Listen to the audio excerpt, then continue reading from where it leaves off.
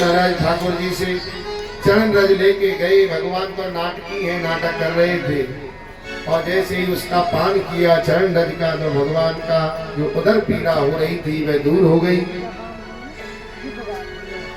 इस प्रकार से आगे कहते हैं कि वसुदेव जी बहुत से तीर्थों में जाते हैं, यज्ञ उत्सव मनाते हैं, और वसुदेव जी के लिए सत्संग की व्यवस्था भगवान करते हैं। नित्य कोई ना कोई सत्संग कराने के लिए वसुदेव जी को आता है। देखो ये सबसे बड़ी सेवा है अपने बूढ़े माता पिता को। इधर परंपरा ये है कि मरने के बाद सुनाते हैं लोग भागवत, लेकिन देखो जहाँ सुनने को मिल जाए सुने, और अगर सामर्थ्य भगवान ने दी है तो जीवन में एक बार भागवत जी का आयोजन भी करें। सामर्थ्य नहीं दी है तो जहाँ सुनने को मिल जाए वहाँ श्रवण तो अवश्य करें। इधर हम जाते हैं पूरब में गोरखपुर की तरफ, तो वहाँ हर व्यक्ति, वहाँ परंपरा ही है अपने माता पिता को जीते जी भागवत सुनाता है, और उसके बाद में तुलादान आदि की वह परंपरा है। बड़ी धूमधाम से वो लोग कार्यक्रम करते हैं, और मरने के बाद तो करते हैं लोग, लेकिन जीते जी उनके लिए सत्संग की व्यवस्था हो जाए, एक बार भागवत का आयोजन करके उनको भागवत सुना दें, तो ये सबसे बड़ी सेवा होगी। सत्संग प्राप्त कराना अपने माता पिता बूढ़े बड़ों के लिए सबसे बड़ी सेवा है। और नित्य जो भी पढ़े लिखे भाई बंधु जितने भी यहाँ बैठे हैं, आबाल वृद्ध, सब लोग नित्य भक्तमाल में से कोई एक चरित्र पढ़े, भागवत जी में से कोई एक कथा पढ़ के अपने बूढ़े बड़े को सुनावे, मैया को सुनावे। जो माताएं पढ़ी लिखी हैं वो अपने सासू माँ को सुनाओ, सासू माँ पढ़ी लिखी है तो बहू को सुनाओ, और जो पढ़ी लिखी ना है तो कम से कम सुन तो सके, यहाँ कथा चर्चा सुनने को मिले। ऐसे हमने देखो या गांव में बहुत भक्ति है, और विशेष करके माताओं में बहुत भक्ति है। हम देखते हैं यहाँ कथा का समय हो जाता है तब तक माताएं कीर्तन करती रहती हैं। कल हमारे यहाँ से भी बरसाने से बालक आए तो कह रहे थे कि धन्य इन माताओं के लिए जो अपना सब काम भी कर लेती हैं और कीर्तन के लिए भी समय निकाल लेती हैं, और फिर कथा में भी आ जाती हैं। तो ऐसी भक्तवती माताएं इस गांव में हैं। सबको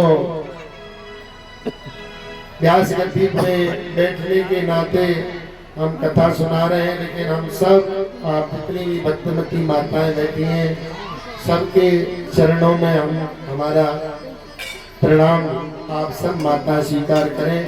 हमको बड़ी प्रसन्नता हुई। हमने भी सोचा था कि पता नहीं नगरिया गांव कैसा होगा, पहली बार आए हम इस गांव में, लेकिन यहाँ आकर के जब आपकी भक्ति कथा में रुचि देखी तो हमको भी बहुत आनंद आया आपके बीच में कथा करने में। और अच्छा समय बहुत जल्दी निकल जाता है, 7 दिन पता भी नहीं लगा। ये भगवान की कथा की महत्ता है। वैसे 2-4 घंटे कोई बैठने को कहे तो नहीं बैठ पाते लोग, लेकिन आप लोग पूरे 3-4 घंटे बड़े मन लगा करके नित्य कथा सुने। आपकी रुचि को देख करके हमारा भी बहुत उत्साह बढ़ा है, क्योंकि जैसे उत्तम श्रोता होते हैं वैसी ही उत्तम कथा होती है। जैसी आप लोगों के अंदर ग्राहकता थी वैसी ही कथा, वैसे ही भाव या कथा में प्रकट हुए। और हम और हमारे जितने भी परिकर के लोग आए बहुत प्रसन्न हैं, और आप लोगों को हृदय से हम आपकी सबकी मंगल कामना करते हैं। बोलिए भक्तवत्सल भगवान की। आगे देव जी के 6 पुत्र जो मारे गए थे भगवान उनको लौटा करके देते हैं। इधर सुभद्रा का हरण करके अर्जुन ले जाते हैं, उनके साथ उनका विवाह संपन्न हो जाता है। बहुत सा दहेज दाऊद जी महाराज स्वयं अपनी बहन सुभद्रा के लिए देते हैं। आगे वेद स्तुति का वर्णन है कि श्रुतियां वेद स्तुति करके भगवान जो निकुंज में सोए हुए प्रभु हैं उनको ये गोपी रूपी श्रुतियां जगाती रहती हैं। दसम स्कंद के उत्तरार्ध के 87वें अध्याय में ये वेद स्तुति है। इसका जो नित्य पाठ करते हैं उनको तत्व ज्ञान हो जाता है। जय जय जय मजिद दोष ग्रवीत गुणा तमसि यदात्मना समवरों समस्त बला आग जगदोक सा अखिल सत्य बोधकते सचिदयात्मना सचर तो निगमा। तो ये बड़े दिव्य श्लोक हैं। इनका पाठ करने से भगवान के श्री विग्रह का ज्ञान हो जाता है और उनकी लीलाओं में शीघ्र ही भक्तों की रुचि हो जाती है। इसमें सेवा की प्रधानता बताई है कि भगवान की सेवा अर्चा अपने हाथों से करनी चाहिए। आगे कहते हैं कि एक बार की बात है, एक भस्मासुर नाम का दैत्य था। इसने भगवान शिव की आराधना करी और आराधना करके भगवान को प्रसन्न कर लिया। भगवान बोले क्या चाहिए भाई? बोले महाराज मैं जा काऊ पे अपनो हाथ रख दूं वो ही भस्म हो जाए, ऐसा वरदान दो। भगवान ने कहा तथास्तु। अब तो इसके मन में आई कि क्यों ना पहले भोले बाबा पे हाथ रख के देखूं, ये देवता लोग झूठ बोले। अब तो महाराज आगे आगे भोले बाबा, पीछे पीछे भस्मासुर।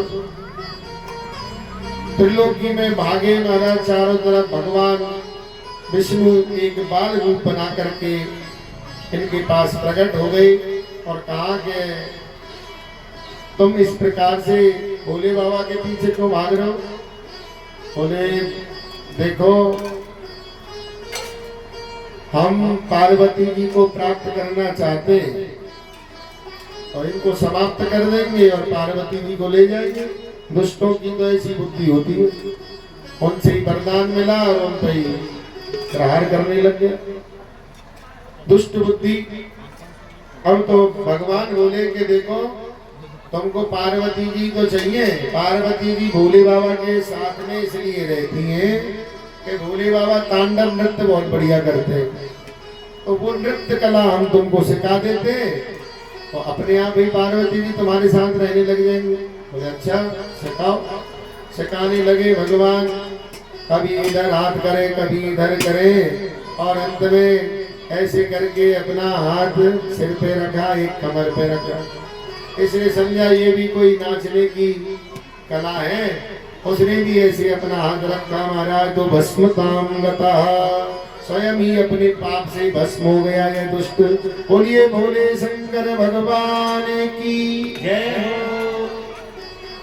भगवान बोले भोले बाबा से महाराज एक सोच समझ के वरदान दियो करो और नहीं तो ये दुष्ट आपके लिए ही आफत बन जाए महाराज। भोले बाबा बोले कि भाई मेरे दरबार में जो आ जाए तो मैं वहां भक्त को आपकी इच्छा के स्वरूप वस्तु प्रदान कर दूं। ऐसे हमारे भोले बाबा है। आगे कहते हैं कि एक बार बहुत से ऋषियों की सभा लगी हुई थी। उसमें प्रश्न हुआ कि भाई इस तीनों देवताओं में कौन सा सबसे बड़ा देवता है? तो भृगु जी को नियुक्त किया कि तुम परीक्षा करो।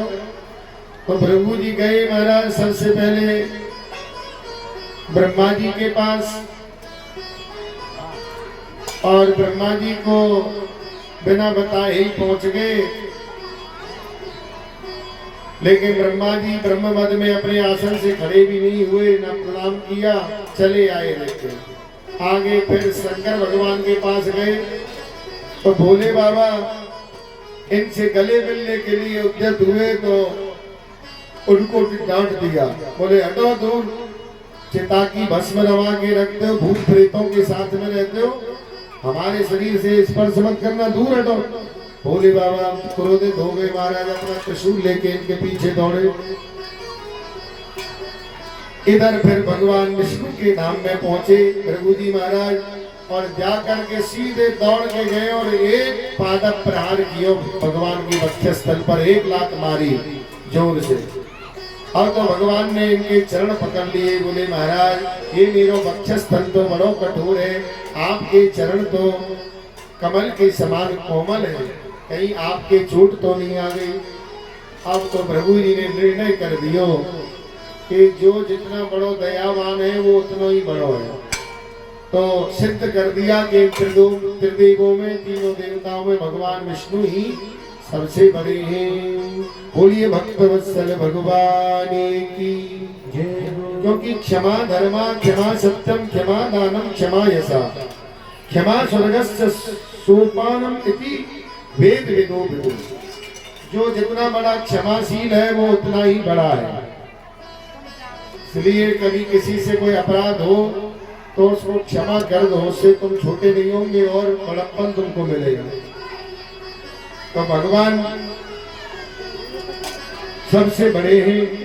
आगे कहते हैं कि ब्राह्मण के 8 पुत्र मारे गए थे और इसके बाद 9वें पुत्र को श्री कृष्ण अर्जुन के पास लेकर के आए। उस ब्राह्मण को मैं पुत्र दिया और उसका दुख दूर हुआ। आगे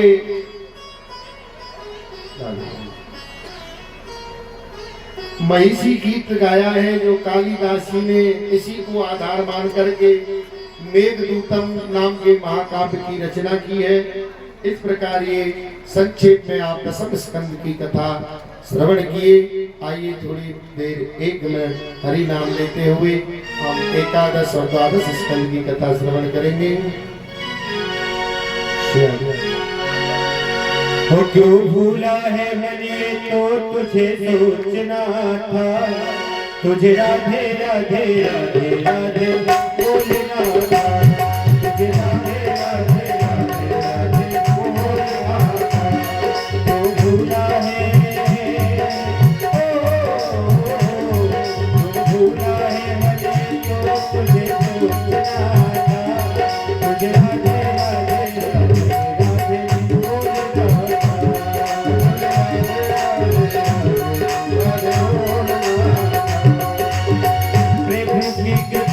प्यारे नर तन पाया है, प्रभु की कृपा से प्यारे नर तन पाया है।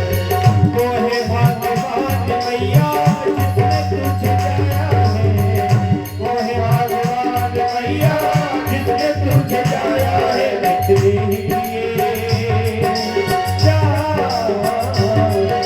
इतने ही तुम्हारी माने सोचना था, तुझे राधे कृष्णा राधे कृष्णा बोलना था, तुझे राधे कृष्णा राधे कृष्णा बोलना था, तुझे राधे राधे राधे राधे बोलना था, तुझे राधे राधे राधे राधे बोलना था।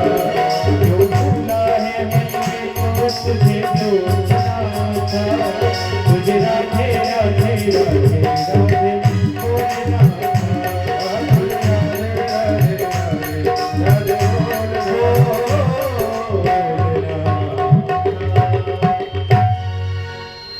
बोलिए भक्त वत्सल भगवान की।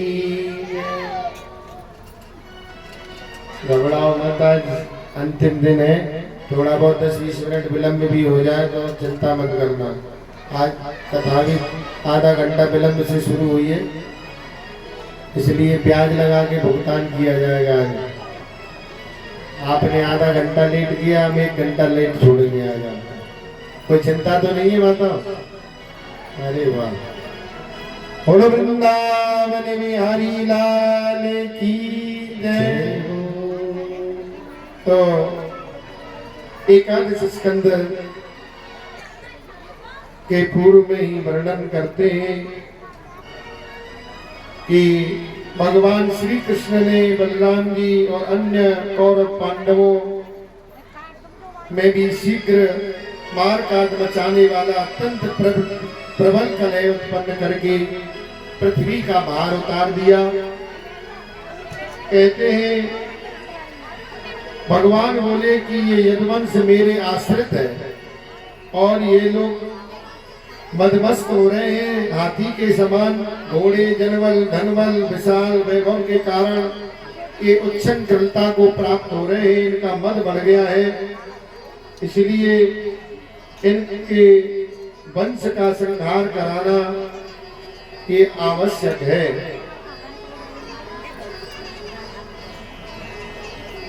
ऐसा निश्चय कर लिया। आगे कहते हैं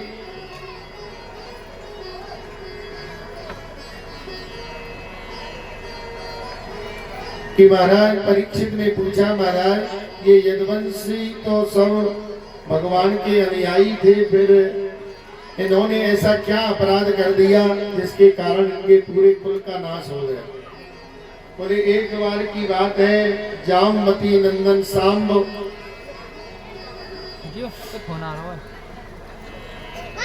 बड़े उच्छृंखल स्वभाव के थे। ये बहुत से यदुवंशी बालकों को लेकर के बहुत से ऋषि जहाँ चातुर्मासी करने के लिए आए थे, दुर्वासा दस्त आदि ऋषि, उनके बीच में पहुंचे।